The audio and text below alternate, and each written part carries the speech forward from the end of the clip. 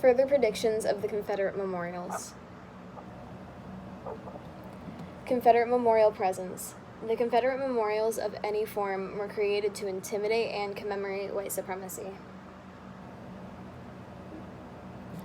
These are the monuments in the U.S. as of 2019. Georgia has the highest with 114, but in total there are 775.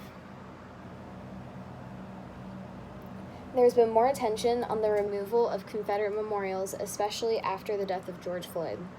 He was a 46-year-old African American that was murdered by police after being arrested for what was assumed to be counterfeit money. Police sat their knee on his neck for 8 minutes and 45 seconds while he was telling them that he could not breathe. After his death, people all over the U.S. began protesting, rioting, petitioning, and more.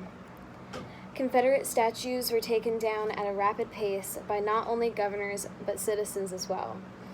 After his death, there have been over 16 removals of Confederate memorials by citizens as well as the city, in states such as North Carolina, Virginia, Kentucky, and more.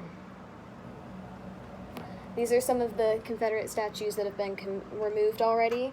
In Birmingham, Alabama, this is the 114-year-old statue of Charles Lynn.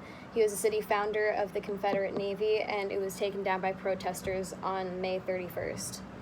In Charleston, South Carolina, they removed the statue of politician John C. Calhoun in Marion Square.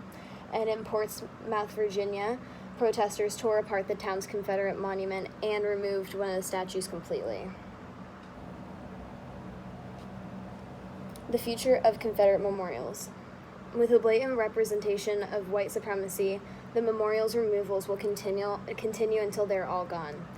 Currently, there are around 775 Confederate statues and monuments, but this number is changing quickly and getting more attention because it's being brought to light the continued racism in the country.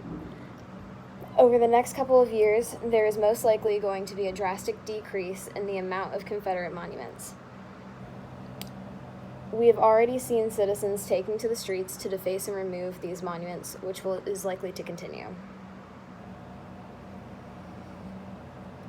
Over time, the amount of Confederate symbols and monuments still standing will become microscopic amount or completely gone. It is going to take years for this to happen, but the process has already begun and is continuing to gain its followers. People are realizing that these statues, although historic, represent the racism and inequality that has been occurring for centuries.